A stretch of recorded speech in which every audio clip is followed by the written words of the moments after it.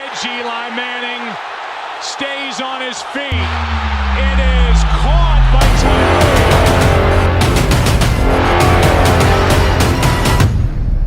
Tyree. We here, Catch the Moment podcast, live at Tyree's table, the grand opening of the table.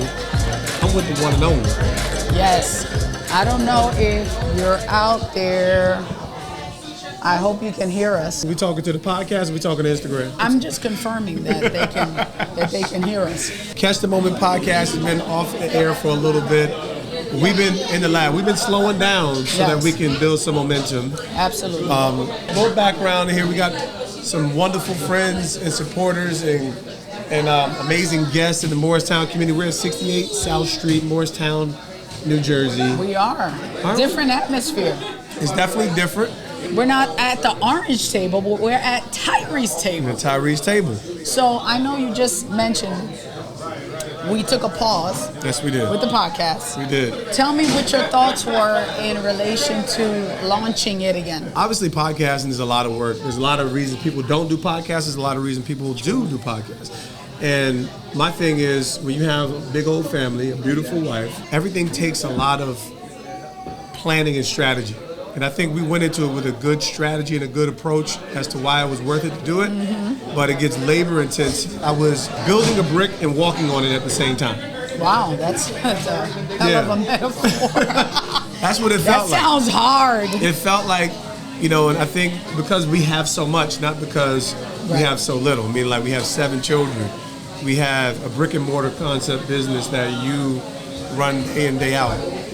I'm working to pay bills by speaking and looking toward really putting a true, so the pause was about, man, how do we do this in a really efficient way?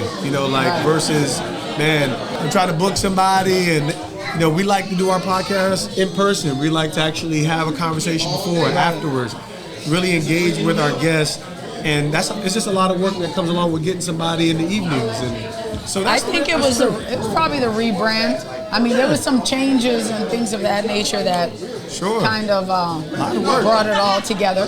But tell me, just as you look over the last year with podcasting, I want you to give me 2 things that you learned from it, like that you really, your takeaways. The first thing that I've learned is I need to be better.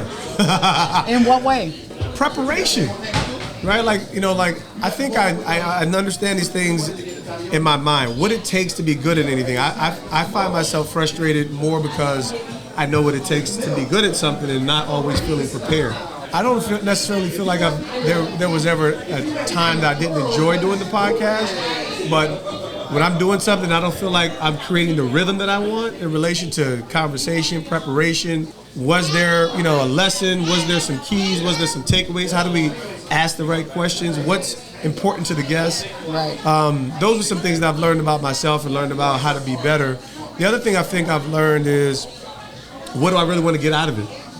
And it's not just from a selfish standpoint, but what is really driving all the moving pieces that it takes to do a podcast.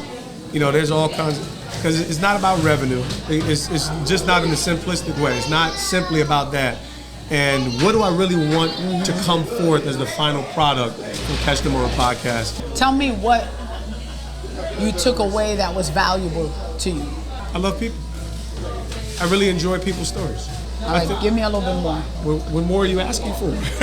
More? I mean, like you say, you love people. I mean, but you could get people by coming to Tyree's table and hanging out. No, I said I enjoy their stories. Is there any particular story that you really, that was kind of set apart? I mean, we've heard a lot of stories, but give me 1 or 2 that were a little bit more maybe impactful to you. Because you're right. We're hearing people's stories. And I know I've sat in on many podcasts myself, and at different times I cried, I laughed. Sure. At different times I was amazed at, just people's tenacity. Sure. If there's a couple significant moments that I can trace to. Things that either impressed me or inspired me. Yes. I think that the first one I'm thinking of is Ken Danico, extremely profound, Mr. Devil, New Jersey Devil, and he was talking about his moment of moving towards sobriety and how it was almost like a crystal clear moment for him. Yes. At like, hey, and I can't remember his exact words, so I can't quote him properly, but there was almost like a God moment where he knew something had to change in his life. I remember that. And I could just sense the severity as well as the authenticity of reach in his soul to be better, to be whole, to be. Another significant story I really love was the Blake Wynn episode, and Blake Wynn is really successful young entrepreneur. He calls me a mentor. I call him my Gen Z mentor. I think you need mentors young and old in this age. But I like this story because he's also related to billionaire uncle Steve Wynn, but he didn't really have a relationship with his uncle until he was already successful. Mm-hmm. He didn't have a substantial relationship, and when you consider someone who has relationships with someone, you would never gather that. Right. So I really enjoyed that part of his discovery, his journey. He had his own drive, his own vision, his own sense of mission and purpose as a teenager. Right. That's just a couple off the top of the head, but it's really what makes the individual who they are, what shapes them in a profound way, whether it's about a moment of transition or it's a defining moment that really makes them unique. I think it's the uniqueness of the individual. Yes. What about Eric Reed? Well, that was the dopest episode. I mean, it was a pretty intense episode, and I say intense because it kind of pulled the curtains back. Oh gosh, on a lot of dynamics of the league. Our beloved NFL. I mean, it's horrendous, right? Everybody has a love-hate relationship with the NFL, and it's because of the history. It's like we have a history of oppressors. When I say oppressors, meaning people that only stand to benefit at the expense of others.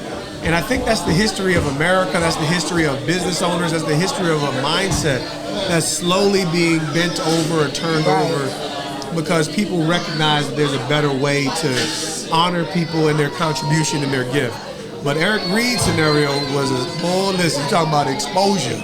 Yeah. And it's just a bunch of hypocrites. Right. And, in relation to who, you talk about a dynamic player and how he was treated. Yes. Now his efforts as well as Colin Kaepernick's efforts is the theme of what the NFL is trying to wave its banner on, and it's at his expense. Yeah. Very profound episode. Make sure y'all check that out. Yes, that was a good one. It is so many. I really enjoyed Dr. Sori's as well. You already know that. What about Dr. Sori, though? I think it was the history. He was so rich in not just the historical narrative in Montclair, but just the historical, like his historical narrative, like what he was able to see and live through, his relationship with his mother and his father. Like, absolutely. You know what I walked away with from him? There was so much honor there. Yeah. It was very admirable. I loved it. And I'm a big honor guy. I'm a big honor guy. I think honor can actually solve most of our problems within culture. We understand what it is at face value. What's honor at its simplest? Define honor at its simplest level. A respect and reverence that is not earned. Right? At its simplest level. Right. It's not earned. Yeah. It's given by virtue of the value that's placed on every individual. Right. That's the simplest definition, but there's horizontal honor and there's vertical honor. And we all need that horizontal honor to respect the human experience. But then there's the next layer of vertical honor that really bestows the credit on the position that servants take in any capacity. Absolutely. It's just one of my sweet spots, and I think that it shapes humility because you have to give a certain deference to the value that's on humans. Humans are just we complicated.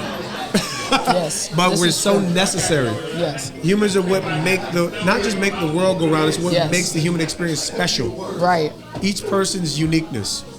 So I just I'm tied to it. It's my love language. Excellent. Now, I would like to say, what are you looking forward to this next chapter of Catch the Moment? Is there any changes that you know of right now that you're going to make? We're going to be more efficient. We're going to be more prepared. As far as change, I think that there's always room for growth and evolution, but I think it takes a team, right? So, the transparency that I look to behold is I'm always inviting feedback. I want to include the guest in the feedback experience and the viewers in the feedback experience. What are you looking forward more to? I know I want to incorporate more sports conversations. Okay. I want to incorporate Thank you. More conversation that I think that my true passions are, I call them the 3 J's. Jesus, the Giants. They used to call the Giants the Gents. Why? The Gents. What's the history on that? I actually did look up the history. Did you? They used to call them the Gents, and I think it was because they had the baseball team and the football team in New York at one time. So there was the San Francisco Giants. Gotcha. That's the baseball team. I Right. believe they were in New York. And that's how they separated the New York football Giants. They called them the Gents. I got you. So the Gents, Jesus, the Giants, and Jersey. So you want to talk to locals? No, I'm talking to everybody. I gotta, we out here in these streets. But those are that's what lights my conversation. But I want to definitely incorporate more conversation around sports, and just have open dialogue. Just have some interaction with our guests and talk about topics that are relevant to get people to their solve problems. I think that's at the end of the day you want to offer insight and perspective that's moving people to their next destination, their next place of achievement, their next place of growth and understanding. Awesome. But yeah, man, we out here in these I think that's the things that I'm truly passionate about are the things that are really important, like family, like having peace, defining what that is in its truest context, meaning like success is very relative. So, what's the point of being successful if you don't have peace, if you don't have more meaningful interactions around your success, if you don't have relationships that can sustain you? So those are very much the soft skill conversations, and then just taking those high performance realities that I've learned through sport, Right. and bringing them into your everyday paradigm. Nice. We just pause for a minute just to get organized so that we can actually build a runway so that we can run, so that we can really have some really amazing guests, really amazing dialogue, really have a plan for what we're going to provide our viewers on this podcast, versus we've been over here at Tyree's table till 9 o'clock at night, then we trying to run over here and do a podcast. That ain't the vision. This is live at Tyree's table. Grand opening. We're going to be having guests all throughout the day. So make sure you tune in. We are relaunching Catch the Moment Podcast live at Tyree's table. There's room for you.